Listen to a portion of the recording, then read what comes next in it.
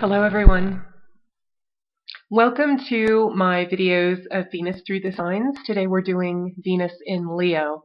And if you haven't already, please watch my Venus in Signs introduction video. In that video I describe in detail how I arrive at my conclusions of the signs' influences on Venus. And it's a little different probably than what you're used to. It's not the normal everyday the characteristics of this sign influence Venus. It has to do with the Mula Tricona sign and how far away Venus is from its own root trine sign, which is Libra, and how many signs away Taurus is, which is Venus's feminine sign. So, so let's get started with Venus in Leo. And Venus in Leo carries 11th and 10th house characteristics because Leo is 11 signs away from the Mula Tricona of Venus, which is Libra, and Taurus, Venus's feminine sign, is 10 signs away from Venus's placement in Leo. So it's a lot like Venus in Cancer in a lot of ways, which I'm going to explain, but one of the main ways is because they carry the same house connotations, but the order is reversed. So what makes a Venus and Leo person, what motivates them to act romantically and in making decisions, which is also ruled by Venus. And what does that is 11th house factors. And 11th house factors are any kind of gain, especially from the career, recognition that comes from the career, or what they do in the world, their worldly influence, and social circles. So a Venus and Leo person can become interested into someone due to their high social status or something that the Venus and Leo person perceives as that will further their social status and recognition. And that sounds a little superficial, and it can be, but it really isn't. It's just how the Venus and Leo people operate, and also Venus in Cancer operates like that as well to a certain extent for the reversed house positions. But the sun is is planetary royalty. The sun is the king. Parashara says that the sun and the moon are the king and the queen, and so they are actually enemies to Venus. Neither the sun or the moon likes Venus very much. And so when Venus are in signs of Cancer or Leo, then there tends to be some ego problems revolving around Venus. It doesn't mean the person's going to have a negative love life or any of that. You have to look at, there's a whole host of factors that come into play with that. But I'm just saying that for Venus to be placed in either Cancer or Leo, it's a little, there's some ego issues there, okay, for that person, especially with regard to romantic relationships. And another thing about Venus having 10th and 11th house connotations is that one reason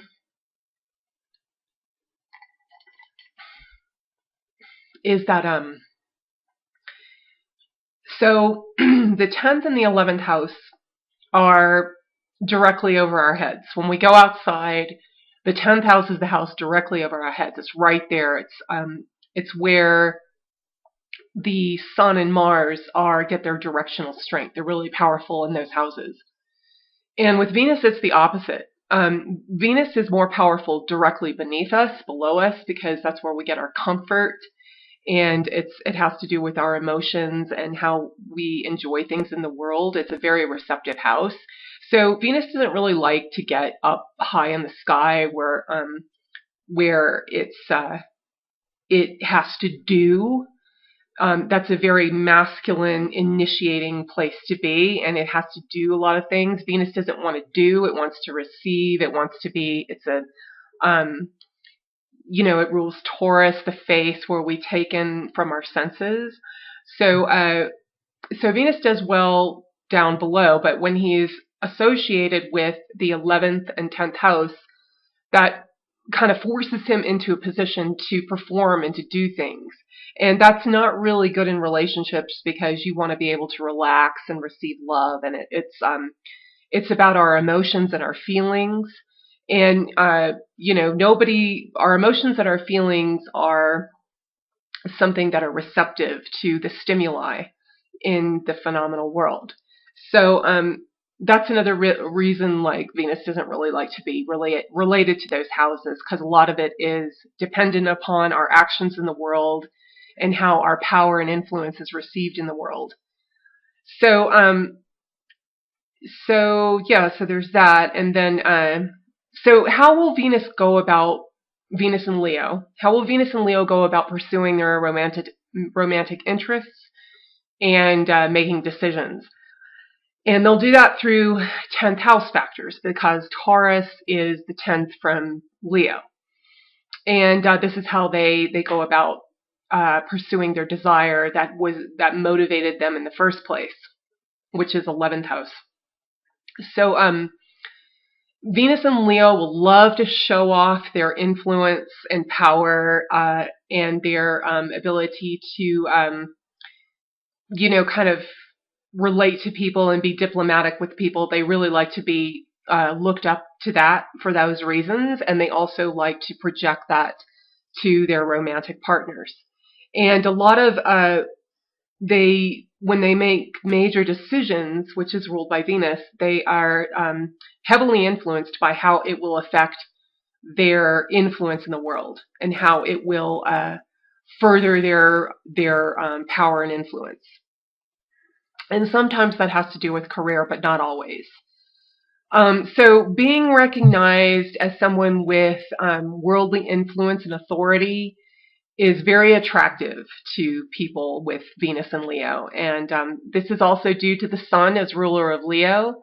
The Sun is our true self in the most truest fashion that we project into the world and that we want to be recognized for. That's why it rules over the power and influence and does so well in the 10th house. And I'm talking about the Sun now. But so the Sun is also an enemy to Venus, according to Parashara.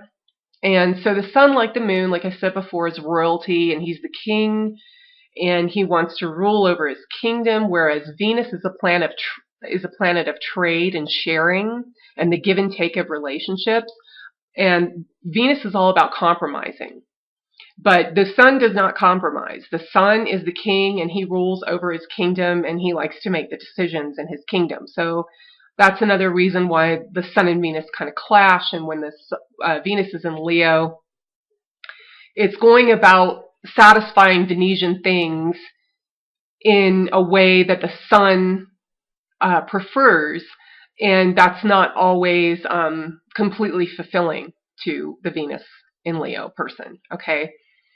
Now, Venus in Leo, or Leo, rules the abdomen of the time man, or Kalapurush.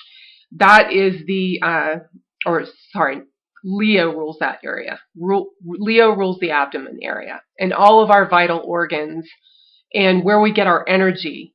Our energy comes from food and from the, our small intestines take the energy, and it needs a lot of energy to digest the food. So that's where we have a lot of a vital energy stored. And so Venus being there means that the person does need relationships. They very much need relationships. It's like food to them. Romantic attention and nurturing and that sort of thing, that is very important to them, and they need that. They need that in their life. So a Venus and Leo person is usually in a relationship or dating or having some kind of attention put on them because it's a very vital thing that they need in their life. Or if they're not into that, they need a lot of Venetian things. And Venetian things are like a massage, therapy, anything to make you relax, make you feel better, to comfort you, comfort food. They need good food. They need all kinds of things like that. They need that Venetian in their life. even though it might clash with some of the other aspects I was talking about earlier. Okay, so yeah, that's Venus and Leo, and that's it for today. And if you like this video, please please hit the like button and subscribe, and also hit the bell button. It will let you know every time I upload a video. Okay, thank you so much for watching. Bye.